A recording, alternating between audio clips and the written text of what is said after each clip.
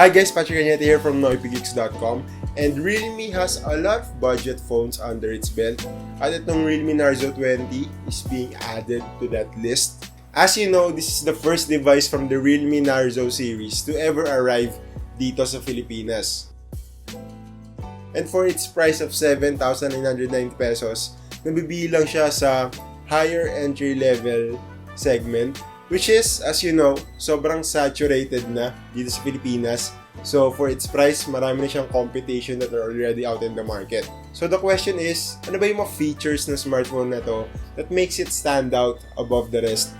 And ultimately, ito ba talaga yung dapat na kunin nyo kung nasa market kayo for a 7,990 smartphone? Well, we'll find out here in our full review.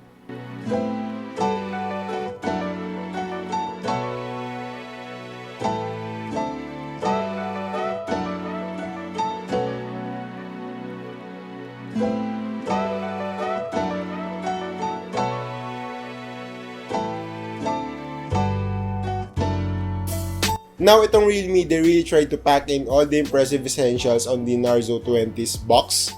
Meron siyang impressive 18 watts fast charger, USB Type-C cable, and yung mga standard na inclusions like a pre-applied screen protector, SIM ejector tool, and yung mga usual documentations. Yun nga lang, unlike most smartphones, wala siyang kasamang clear case, tsaka free headphones, so dapat mo siyang bilhin separately either from Realme or from other sellers online.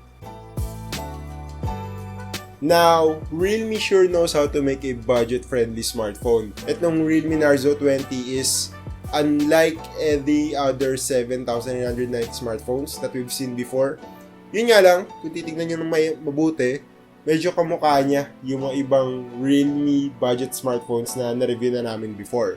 As you can see, just like most budget phones, itong Realme Narzo 20 is still made of plastic. Pero unlike most plastic-built phones, sobrang sturdy niya at tinry ko siya i-flex at wala namang squeaking sound na naganap.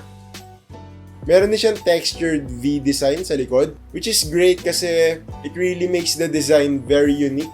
Plus, since textured siya at hindi siya glossy, hindi siya prone sa fingerprint marks and hairline scratches over time.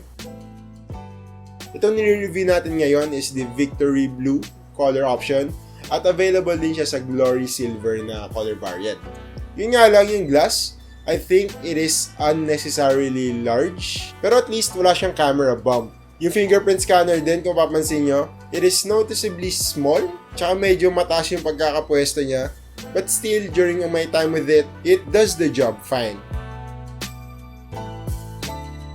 Sa harap naman, meron tayong 6.5-inch HD Plus display. Now, obviously, the sharpness is not the best, especially for a screen this large. But I think, to the normal consumer, to the normal eye, hindi na nila masyadong mana-notice yung difference. Plus, since malaki siya, so enough na siya for making watching movies immersive, playing games immersive, tsaka for multitasking. Sa baba naman, meron tayong headphone jack, tsaka nung mediocre loudspeaker na sakto lang yung volume tsaka yung clarity for private listening. Thankfully, katabi nung headphone jack tsaka nung loudspeaker is yung USB Type-C port, which is medyo rare pa rin sa mga smartphones on this price range. Dito mo isasaksak yung kanyang 18 watts fast charger, which is decent for the price, pero since meron siyang malaking 6,000 mAh battery, so kahit 18 watts siya, yung charging hindi pa rin ganun kabilis. During our testing, parang a full 0 to 100% charge will take for around 3 to 4 hours. So, that's something to keep in mind. On the upside, since meron nga siyang malaking battery, which is actually isa sa pinaka-main highlight ng smartphone na to, the Realme Narzo 20 was able to last for 15 hours and 37 minutes on PCMark's battery test. Now again, para sa mga hindi familiar, a PCMark battery test will basically loop synthetic workloads hanggang sa yung 100% na battery bumagsak sa 20%. Now, we ran that test with Bluetooth and Wi-Fi off and the screen brightness and volume set to 50%. Now, what does this mean in real-world scenarios? Basically, kung very light to moderate user ka lang, so nag-Facebook ka lang from time to time, taking pictures, listening to music, kaya mo sigurong umabot ng 2 to 3 days with this battery. Pero kung sobrang heavy gamer ka, then maybe an entire day is possible on this device. Which is actually still impressive kasi most smartphones, kung talagang sobrang nag-gaming ka, wala pang isang buong araw, lobat na. Speaking of gaming, itong Narzo 20 runs on a MediaTek Helio G85 octa-core processor, which is actually probably the most powerful entry-level gaming chipset that MediaTek offers. Meron siyang Mali G52 MC2 GPU, 4GB of RAM, and 64GB of expandable storage. Now, during our time with it, wala naman kami masyadong naging malaking noticeable na problema sa performance. So, yung mga basic day-to-day tasks like social media browsing, taking pictures, playing videos, listening to music, relatively smooth naman siya. Although, syempre, expect nyo pa rin na may mga occasional na lagging or hiccups. Pero, for the price, bearable naman siya. Maganda rito, gaming was fairly impressive on this device. So, tinry namin yung mga popular games like Call of Duty Mobile and League of Legends Wild Rift. So, playable sila under medium to high settings. Pero kung gusto mo ng smooth talaga na frame rates, mag-stick ka lang sa medium.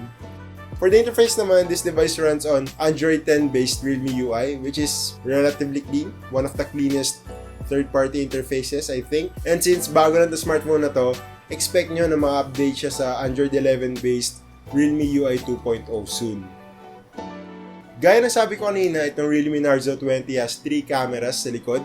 So, meron tayong 48MP main shooter, 8MP ultra-wide, and 2MP depth sensor. Now, unlike other smartphones na pinapadami na yung camera just to look impressive, ito smartphone na to, wala siyang AI lens or depth sensor, which is, I think, personally, mga useless na camera lang. So, we're really glad na Realme stick with the essentials on the Narzo 20. Oh, and of course, sa harap, meron tayong notch for the 8MP selfie camera. Now, as for the quality, alam nyo naman, itong 48MP camera takes 12MP images with pixel binning. With that, the images looks really clean with enough details, exposure, and sharpness.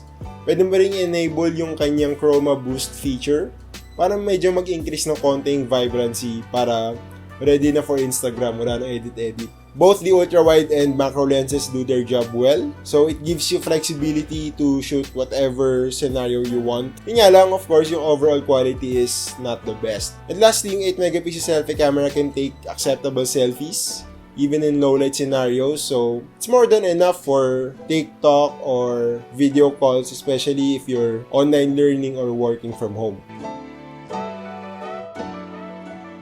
Now, there's no denying that the Realme Narzo 20 is one of the most impressive smartphones under 10,000 pesos. Meron siyang clean and surprisingly solid design, a capable processor, good set of cameras, and a robust battery life.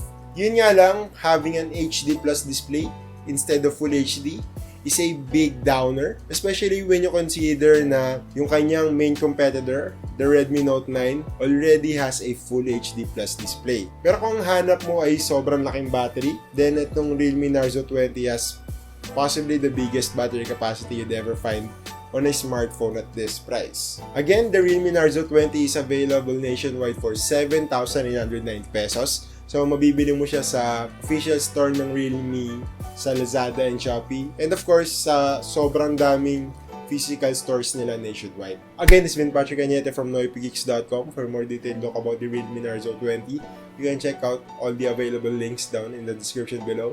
You might also want to hit the thumbs up button, share this video if you liked it, subscribe if you still haven't, hit the bell icon to get notified every time we post a video, follow us on Facebook, Twitter, and Instagram, and yeah. Thank you for watching.